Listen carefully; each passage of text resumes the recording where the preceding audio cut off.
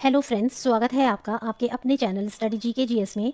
देखिए, आज मैं आपके सामने पुनः नया एक टेस्ट पेपर लेकर आई हूँ। ये आपका असिस्टेंट प्रोफेसर जो आपकी यूपीएचईएससी की परीक्षा है उससे संबंधित आपका ये टेस्ट पेपर है। तो आइए इसको हम शुरुआत करते हैं। देखिए, इसमें हम सबसे पहला प्रश्न देखेंगे हमारा क्या है। नीचे दो कथन दिए गए हैं। पहला कथन है, अनुसंधान में प्रदत्त विश्लेषण डेटा एनालिसिस एक तकनीकी कार्य होने के कारण अनुसंधान आचार शास्त्र अधिक महत्वपूर्ण नहीं है। मतलब अनुसंधान में जो आपका डेटा एनालिसिस होता है यह एक तकनीकी कार्य होने के कारण ये अनुसंधान आचार शास्त्र के अकॉर्डिंग अधिक महत्वपूर्ण नहीं है। क्या ये कथन आपका सही है? आपको क्या लगता है, सही है या ये कथन आपका गलत है? और दूसरा कथन है, अनुसंधान के लगभग प्रत्येक चरण में आईसीटी सहायक होता है।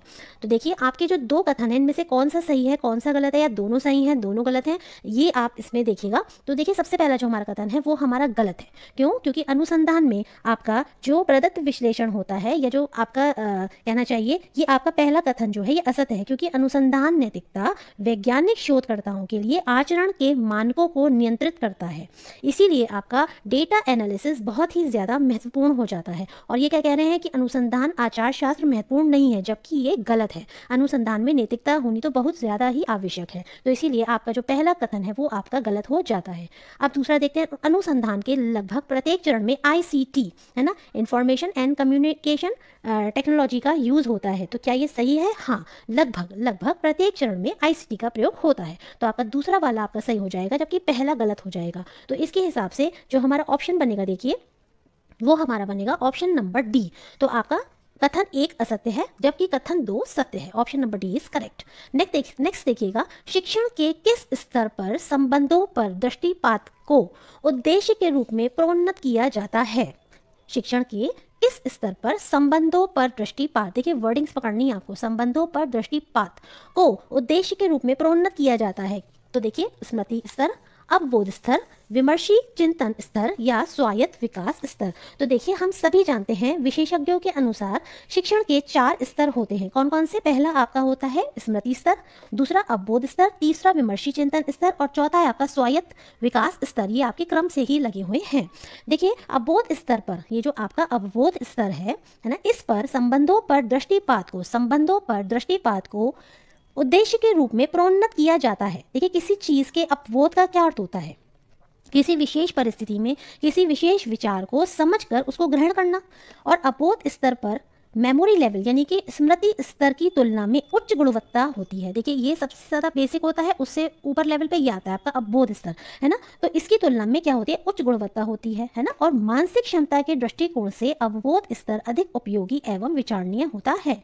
शिक्षण के इस स्तर पर शिक्षक छात्रों को सिद्धांतों तथा तथ्यों के बीच संबंध के बारे में समझाते हैं। क्या समझाते हैं शिक्षक इस स्तर पर, अवबोध स्तर पर? ये छात्रों को, स्टूडेंट्स को सिद्धांतों, है ना, आपके प्रिंसिपल्स और फैक्ट्स यानी तथ्यों के बीच जो भी रिलेशनशिप है, जो भी संबंध है, उनके बारे में समझाते हैं। तो आपका ऑप्शन नंबर जो बी है वो आपका करेक्ट हो जाएगा। नेक्स्ट सेक्शन देखिएगा, सूची 1 को सूची 2 से आपको सुमेलित करना है। सूची 1 सूची 2। तो देखिए, परमेश्वरन अय्यर ये कौन है? सुमन वेरी ये कौन है? एस अब्दुल नज़ीर और अरुण कुमार मिश्रा। तो देखिए मिश्रा। तो देखिए, सबसे पहले आप देखिएगा परमेश्वरन अय्यर ये कौन है आपके? ये आपके नीति आयोग के CEO, first CEO of NITI Aayog इस परमेश्वरन अय्यर। सेकंड है आपका सुमन बेरी, ये कौन है आपके? नीति आयोग के पहले उपाध्यक्ष, नीति आयोग के पहले उपाध्यक्ष। आप देखिएगा एस अब्दुल नज़ीर ये कौन है आपके? ये आपके आंध्र प्रदेश के वर्तमान में राज्यपाल हैं।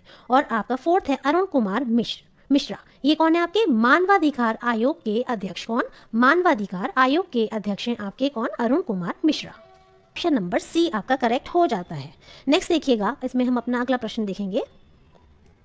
देखिए, क्वेश्चन नंबर 4, वित्तीय सेवा संस्थान ब्यूरो ने किसको स्थानांतरित किया है? एफएसआईबी ने किसको हस्तांतरित किया है? तो इसने किसको किया है? क्या बैंक ब्यूरो बोर्ड को किया है, या आपका इसने नीति आयोग को किया है, या राष्ट्रीय सांख्यिकी आयोग को किया है, या ऊपर में से कोई नहीं? तो देखिए, केंद्रीय मंत्रिमंडल की नियुक्ति समिति द्वारा बैंक बोर्ड ब्यूरो बीबीबी, है ना, बैंक बोर्ड ब्यूरो बीबीबी के स्थान पर एफएसआईबी यानी कि वित्तीय सेवा संस्थान ब्यूरो, इसको जो है आपको स्थानांतरित किया है। ठीक है। और देखिए, इसकी स्थापना की मंजूरी दे दी गई। और निम्नलिखित पदों संस्थानों में नियुक्तियों के लिए एफएसआईबी सिफारिश करने हेतु एकल संस्थान होगा। ठीक है। और देखिए, इसमें एक पूर्णकालिक निदेशक, सार्वजनिक क्षेत्र के बैंकों में गैर कार्य सरकारी अध्यक्ष, सरकार द्वारा संचालित गैर जीवन बीमा कंपनियां और अन्य वित्तीय संस्थान, इसमें जो भी नियुक्तियां होंगी उसके लिए सिफारिश करने हेतु ये एक एकल संस्थान कौन सा FSIB है। अगला, और इसने किसको रिप्लेस किया है, तो इसने रिप्लेस करा है बैंक बोर्ड ब्यूरो को। देखिए ये आपका जो यूनिट 6 है आपकी, उसमें जो आपका इकोनॉमिक्स वाला पोर्शन है ये उसमें आपका आ जाता है। ठीक है, नेक्स्ट देखिएगा। So this means A is correct. पर्यावरण किससे बनता है? अच्छा ये बताइए, नीति आयोग ने किसको प्रतिस्थापित किया है? तो नीति आयोग ने योजना आयोग की जगह ली है, और योजना आयोग की स्थापना कब हुई थी? 15 मार्च को। ईयर आप बताएंगे कमेंट करके। और नीति आयोग की कब हुई? नीति आयोग की हुई 1 जनवरी 2015 को। ठीक है, आगे देखिए, पर्यावरण किससे बनता है? देखिए पर्यावरण से संबंधित सभी महत्वपूर्ण आपके जितने भी टॉपिक्स हैं वो मैंने अपने वीडियोस में बना दिए हैं। यूनिट आपका जो 4 है कंप्लीट हो चुका है, यूनिट 5 भी कंप्लीट हो चुका है। यदि आप इसको जाके देखना चाहें, और धीरे धीरे और यूनिट्स भी कंप्लीट करा रही हूँ, आपका यूनिट नंबर 1 भी कंप्लीट हो गया होगा या होने वाला होगा। ठीक है, इसके बाद हम सेकंड यूनिट लेंगे। तो देखिए, आपको अगर इससे संबंधित कोई भी वीडियो देखनी है, आप मेरे चैनल की प्लेलिस्ट में जाइएगा, वहाँ पर आपको सब कुछ मिल जाएगा। तो देखिए, पर्यावरण किससे बनता है?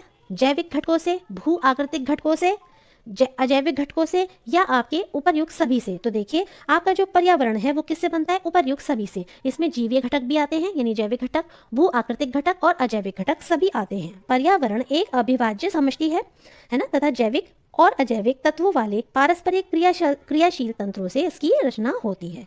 इसमें जैविक, अजैविक और भू आकृतिक घटक शामिल होते हैं। इसीलिए आपका जो ऑप्शन नंबर डी है वो करेक्ट हो जाएगा। ठीक, नेक्स्ट देखिएगा, भारत की जलवायु परिवर्तन पर प्रथम राष्ट्रीय क्रिया, भारत की जलवायु परिवर्तन पर पहली राष्ट्रीय क्रिया योजना प्रकाशित कब हुई थी? तो देखिए, ये आपकी प्रकाशित हुई थी जून 2008 में। जून 2008 में उस समय के जो तत्कालीन प्रधानमंत्री थे श्री आपके मनमोहन सिंह जी, जिनका अभी हाल ही में जिनकी मृत्यु हो गई थी, हम सभी जानते हैं, उन्होंने जलवायु परिवर्तन पर भारत की प्रथम राष्ट्रीय क्रिया योजना को जारी किया था। So option number A is correct.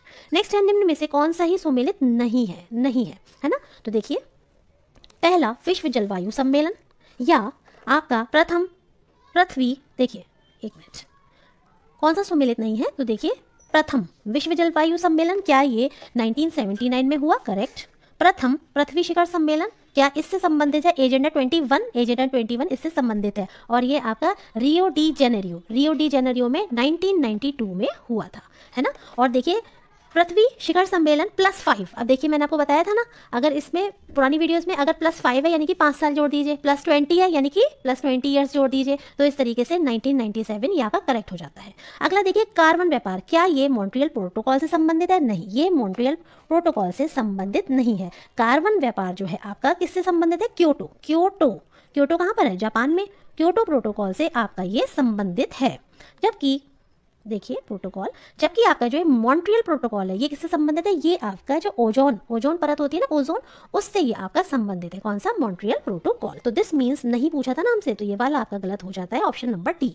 अगला चलते हैं, एल्यूमिनियम हरी धातु है, वह लकड़ी का स्थान लेकर वनों को बचाती है।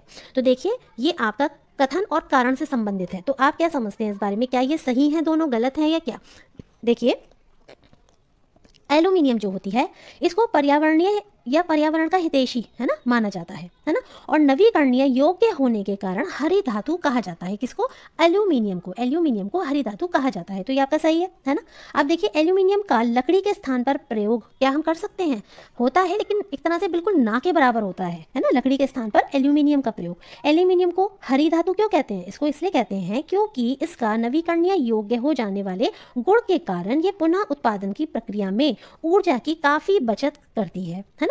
तो अब ये क्या कह रहे हैं? रीजन क्या है? वह लकड़ी का स्थान लेकर वनों को बचाती है। क्या ये करेक्ट है? नहीं, ये करेक्ट नहीं है। ठीक है, तो इस तरीके से आपका केवल ऑप्शन नंबर ए करेक्ट हो जाएगा, और आपका ऑप्शन नंबर जो डी है वो इनकरेक्ट हो जाएगा। तो this means option number D is correct, where you can see, देखिए ए आपका सही है परंतु आर आपका गलत है। ठीक है, ये आपका सही है ए वाला, और आर वाला आपका गलत था ना, रीजन जो था। आगे देखिएगा, प्रश्न नंबर 9 पे चलते हैं। वन ह्रास का मुख्य कारण क्या है? है ना। तो देखिए डिफॉरेस्टेशन की बात हो रही है, सड़कों का विकास, नदी घाटी परियोजनाओं का विकास, औद्योगिक विकास या कृषि विकास। इसमें वन ह्रास का मुख्य कारण पूछ रहे हैं, तो इसमें जो सबसे ज्यादा आपको लगता है वो कौन सा है, औद्योगिक विकास। औद्योगिक विकास के कारण वनों का ह्रास हो रहा है। क्यों? इसके कारण क्या हो रहा है कि बहुत तेजी से औद्योगिकरण हो रहा है ना इसमें। और औद्योगिकरण में जब इंडस्ट्रियलाइजेशन होगा तो जितनी भी जमीन होगी उसकी जगह पे इंडस्ट्री सेट करते जाते हैं, जिससे क्या होता है, वनों को काटकर नगरों की स्थापना की जाती है, औद्योगों की स्थापना की जाती है, फैक्ट्रीज की स्थापना की जाती है ना। और लकड़ियों का क्या किया जा रहा है, दोहन किया जा रहा है ना। और खाली हो रही भूमि का उपयोग कृषि के लिए किया जा रहा है ना। तो आप देखिएगा इसमें आपका ऑप्शन नंबर जो सी है, औद्योगिक विकास, ये आपका वन ह्रास का मुख्य कारण है। अगला देखिएगा, कौन सा हड़प्पीय नगर 3 भागों में विभक्त है? कौन सा हड़प्पीय नगर 3 भागों में विभक्त है? तो आपका जो 3 भागों में नगर जो कि आपका विभक्त है या विभाजित है वो है आपका कौन सा, धौलावीरा। धौलावीरा, धौलावीरा, ठीक है। धौलावीरा नगर कैसा था, आयताकार था, आयताकार था। इस नगर को 3 भागों, किला, मध्य नगर और निचला नगर, किला, किला, मध्य नगर और निचला नगर, ठीक है, इसमें हम डिवाइड कर सकते थे। तो दिस मीन्स धौलावीरा को हम 3 भागों में विभक्त कर सकते हैं। अच्छा ये बताइएगा लोथल कहाँ पर है? लोथल आपका है गुजरात में। कालीबंगा कहाँ पर है? ये आपका है राजस्थान में। ये मैं आपको सब पढ़ा चुकी हूँ, आपके यूनिट 5 में सब पढ़ा चुकी हूँ मैं आपको। तो देखिए सुरकोटदा, सुरकोटदा, ये बताइए अब आप कहाँ पर है? इसको भी मैंने आपको पढ़ाया था, इसका आप कमेंट करके मुझे बताएंगे। चलिए, तो आपका ऑप्शन नंबर 3 करेक्ट हो जाता है। धौलावीरा जो है आपका हड़प्पीय नगर 3 भागों में विभाजित है। दिन रात किस कारण से होते हैं? तो देखिए दिन रात क्यों होते हैं, आप देखिए ये भी मैं आपको बता चुकी हूँ सोलर सिस्टम वाले अपने चैप्टर्स में कि दिन रात क्यों होते हैं। हमारी जो अर्थ है जब ये रोटेट करती है ना, रोटेट करती है यानी अपने अक्षों पर जब ये घूमती है ना, तो इस वजह से क्या होता है, आपके दिन और रात होते हैं। तो इसका मतलब अपने अक्ष के सारे पृथ्वी पर घूमन यानी rotation of earth on its axis, rotation of earth on its axis भू परिक्रमण या भू परिभ्रमण कहलाता है। भू परिभ्रमण के कारण ही पृथ्वी पर दिन रात होते हैं, ठीक है। भू परिभ्रमण यानी कि रोटेशन, रोटेशन ऑफ अर्थ, ठीक है। नेक्स्ट देखिएगा, तुरामडीह में किस खनिज का खनन होता है? तुरामडीह में किस खनिज का खनन होता है? तो देखिए इसमें जो आपको ऑप्शन दिए हैं उसमें से हम देख लेते हैं। तुरामडीह सबसे पहले देखिए ये कहाँ पर है, ये आपका देखिए मैं लिख देती हूँ, झारखंड में है। कहाँ पर है? झारखंड में, है ना। सिंह भूमि है ना, पूर्वी सिंह भूमि झारखंड में है। और इसमें क्या होता है, यूरेनियम, यूरेनियम जो खनिज है ना, तुरामडीह यूरेनियम, यूरेनियम खनिज का खनन किया जाता है। यह जादूगढ़ा से लगभग, जादूगढ़ा एक जगह है ना आप जानते होंगे, इससे लगभग 24 किलोमीटर पश्चिम में वेस्ट में स्थित है। और uranium corporation of India limited द्वारा यहाँ खनन कार्य किया जाता है, ठीक है। तो तुरामडीह में किस खनिज का खनन होता है? यूरेनियम का। और ये कहाँ पर है? झारखंड में, ठीक है। नेक्स्ट देखिएगा, भारत के संविधान की उद्देशिका में कितने प्रकार की न्याय की बात की गई है? तो देखिए भारत का जो संविधान है, इसकी जो उद्देशिका यानी प्रियम्बल है ना, प्रस्तावना, इसमें कितने प्रकार की न्याय की बात की गई है? तो इसमें 3 प्रकार के न्याय की बात की गई है ना, सामाजिक, आर्थिक और राजनीतिक। सामाजिक है ना, या सामाजिक, इकोनॉमिक यानी कि आर्थिक, और राजनीतिक यानी कि पॉलिटिकल, ठीक है। तो देखिए भारत की जो संविधान है उसकी जो उद्देशिका है उसमें 3 प्रकार की न्याय की बात की गई है। अच्छा बताइए, और कितनी समता की बात की गई है? अगर समता की बात की जाएगी, पूछी जाएगी, तो दो प्रकार की समानता, ठीक है। तो यहाँ पर आपका ऑप्शन नंबर 3 करेक्ट है। देखिए सामाजिक न्याय, अब जैसे ये है आपका जस्टिस, तो इससे क्या मतलब है? इससे मतलब है कि प्रत्येक नागरिक के साथ जाति, रंग, धर्म, लिंग के आधार पर बिना कोई भेदभाव किए कैसा व्यवहार किया जाएगा? समान व्यवहार किया जाएगा। ये हो गई आपकी सोशल इक्वालिटी या सोशल आपका जस्टिस, सोशल जस्टिस, ठीक है। अब देखिएगा दूसरा है आपका इकोनॉमिक जस्टिस, है ना। तो इसमें क्या कहा गया है? इसमें कहा गया है आर्थिक न्याय से क्या तात्पर्य है कि आर्थिक आधार पर किसी के साथ भी भेदभाव नहीं किया जाएगा। किस आधार पर? आर्थिक आधार पर। और लास्ट है आपका राजनीतिक न्याय से क्या है कि प्रत्येक नागरिक को समान राजनीतिक अधिकार प्राप्त होंगे। प्रत्येक नागरिक को एक से जो आपके राजनीतिक अधिकार हैं वो प्राप्त होंगे, ठीक है। सांसदों की अयोग्यता संबंधी विवाद पर कौन निर्णय देता है? तो देखिएगा इसका जो आपका सही उत्तर हो जाएगा वो आपका क्या होगा, देखिए अनुच्छेद नंबर 103 के तहत सांसदों की अयोग्यता, कौन सा अनुच्छेद? 103, है ना। ये आपकी सांसदों की अयोग्यता से संबंधित है। इसके आधार पर सांसदों की अयोग्यता या निरर्हता संबंधी विवाद का विनिश्चय राष्ट्रपति राष्ट्रपति, है ना। और ये किसके परामर्श के आधार पर करता है? निर्वाचन आयोग, जो आपका इलेक्शन कमीशन होता है उससे परामर्श करके उसके आधार पे राष्ट्रपति जो है आपका निर्णय लेता है, ठीक है। हाँ, ये ज़्यादा करेक्ट है, मैंने देखा नहीं था। निर्वाचन आयोग के परामर्श से राष्ट्रपति जो है आपका, किसके? निर्वाचन आयोग के परामर्श से जो आपका राष्ट्रपति है वो आपका जो है सांसदों की अयोग्यता संबंधी विवाद पर निर्णय देता है, और ये आपका आर्टिकल नंबर 103 से रिलेटेड है। तो ये आपका क्योंकि दिया हुआ है कंप्लीटली, तो आप इसको टिक लगाएंगे। नेक्स्ट देखिए, निम्नलिखित युग्मों में से कौन सुमेलित नहीं है? कौन सा सुमेलित नहीं है? रबड़, क्या रबड़ में अग्रणी देश थाईलैंड है? बिल्कुल सही। क्या कहवा में मंगोलिया देश अग्रणी है? नेक्स्ट है आपका जैतून, क्या जैतून के लिए आपका स्पेन देश जो है वो आपका अग्रणी है? गन्ना आपका ब्राज़ील, गन्ने में ब्राज़ील, बिल्कुल सही। कहवा का जो उत्पादन है मंगोलिया में नहीं, ये आपका होता है कहवा का उत्पादन आपका होता है ब्राज़ील में। हाँ, ब्राज़ील जो है ब्राज़ील, ठीक है, वहाँ पर कहवा का उत्पादन बहुत ज़्यादा होता है, वो आपका अग्रणी है, ठीक है। तो इस तरह से आपका जो ऑप्शन है बी वो आपका इनकरेक्ट हो जाएगा। अगला देखिएगा,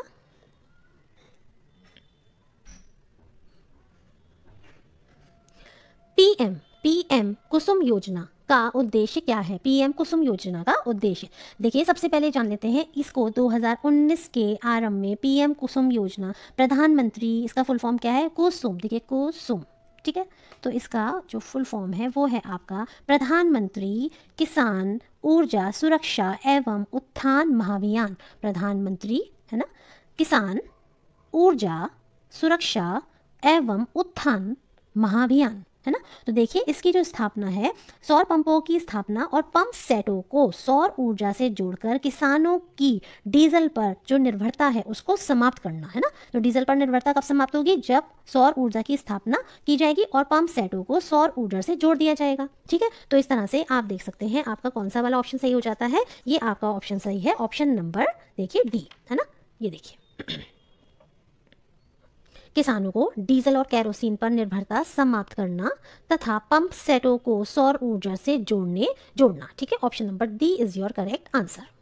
नेक्स्ट देखिएगा, राष्ट्रीय शिक्षा नीति 2020 के लागू होने के बाद निम्नलिखित में से किस प्रकार के संस्थान होंगे? जब आपकी या आपकी एनईपी के लागू होने के बाद निम्नलिखित में से किस प्रकार के संस्थान होंगे? तो देखिए इसमें आपका सबसे पहला है 3 अलग अलग श्रेणियां विकसित होंगी इसके अंतर्गत राष्ट्रीय शिक्षा नीति में।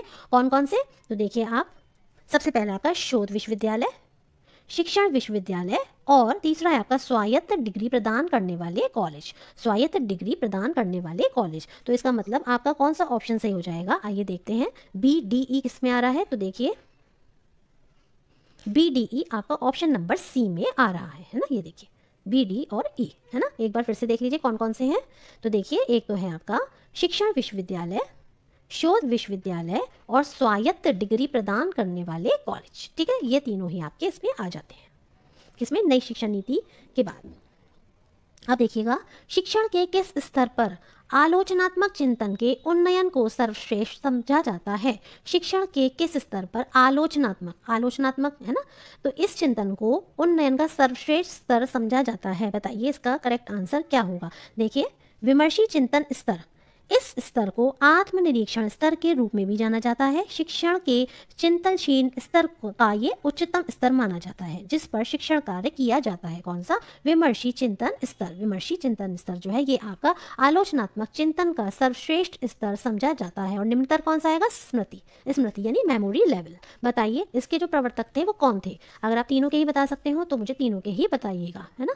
हर्बर्ट, हंट और एक और थे, तीनों ही मैंने आपको बता दिया। कौन किसका है ये आप मुझे कमेंट करके बताएंगे। नेक्स्ट देखिए, विश्वविद्यालय अनुदान आयोग का मुख्यालय कहाँ पर है? तो देखिए विश्वविद्यालय अनुदान आयोग का मुख्यालय आपका कहाँ पर है? ये है आपका नई दिल्ली में। कहाँ पर है? नई दिल्ली में, ठीक है। और देखिए इसके अपने कुछ क्षेत्रीय कार्यालय भी हैं। अच्छा ये बताइए इसकी जो स्थापना है वो कब हुई थी? 1956 में, ठीक है। और देखिए ये एक संवैधानिक संस्था है। कैसी संस्था है ये एक आपकी संवैधानिक संस्था है। और इसके जो आपका मुख्यालय है नई दिल्ली में। इसके अलावा इसके कुछ क्षेत्रीय कार्यालय भी हैं। कहाँ कहाँ पे हैं क्या आप बता सकते हैं? देखिए एक तो है आपका हैदराबाद में, एक है आपका कोलकाता में, एक है आपका भोपाल में, एक है आपका गुवाहाटी में, है ना। और आपका कहाँ पर है ये? बेंगलुरु में है एक, बेंगलुरु, ठीक। और एक है आपका कहाँ पर? पुणे में। ठीक, ये आपके छह क्षेत्रीय कार्यालय हैं और एक मुख्य कार्यालय है। सुपर कंप्यूटर के लिए शब्द लंबाई की परास होती है कितनी? तो देखिए सुपर कंप्यूटर के लिए शब्द परास की लंबाई या शब्द लंबाई की परास क्या होती है? तो ये देखिए आपका इसका जो करेक्ट आंसर हो जाएगा वो आपका क्या होगा? देखिए पर्सनल कंप्यूटर के लिए शब्द लंबाई की परास कितनी होती है? पीसी की यदि मैं बात करती हूँ तो वो होती है 8 बिट। कितनी होती है? 8 बिट। ठीक है, और अगर सुपर कंप्यूटर की बात होगी तो इसके लिए क्या होगी? 64 बिट या फिर हम बोल सकते हैं 8 बाइट। क्यों? क्योंकि मैंने आपको बताया था ना, 1 बिट बराबर 8 बाइट होता है ना, या 1 बाइट बराबर 8 बिट होता है। 1 बाइट इज इक्वल्स टू आपके 8 बिट।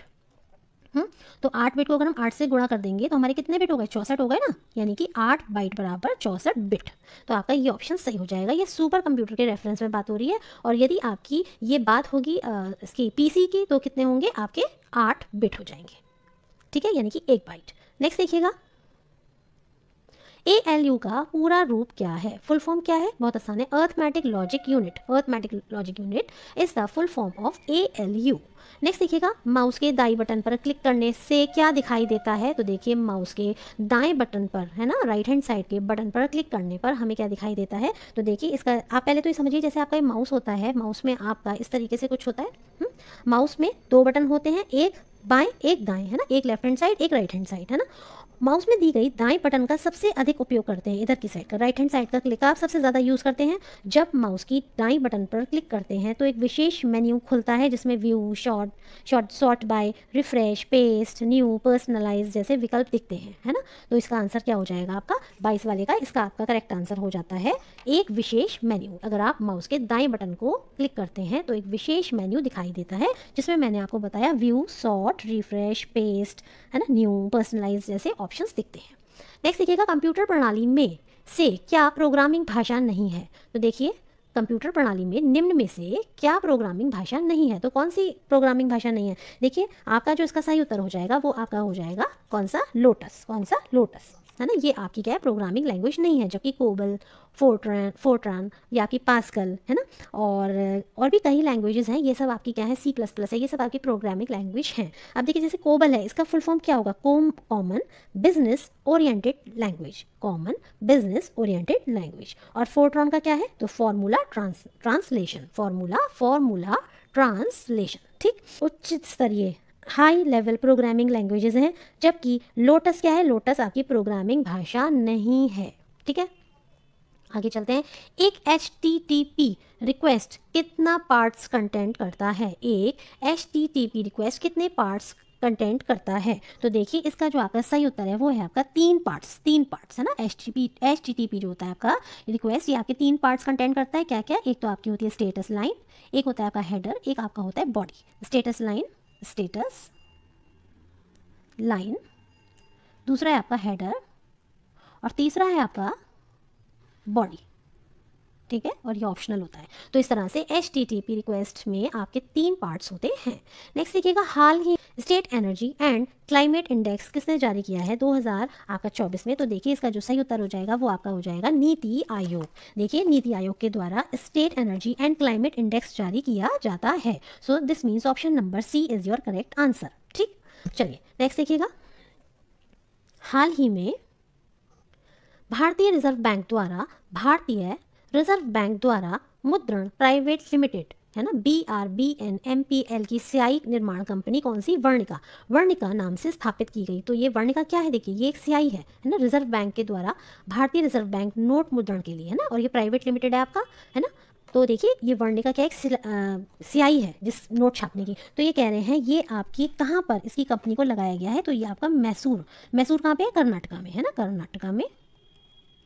कर्नाटका मैसूर में जो आपकी वर्णिका कंपनी है इसकी स्थापना की गई। नेक्स्ट देखिएगा, 27वां प्रश्न है हमारा।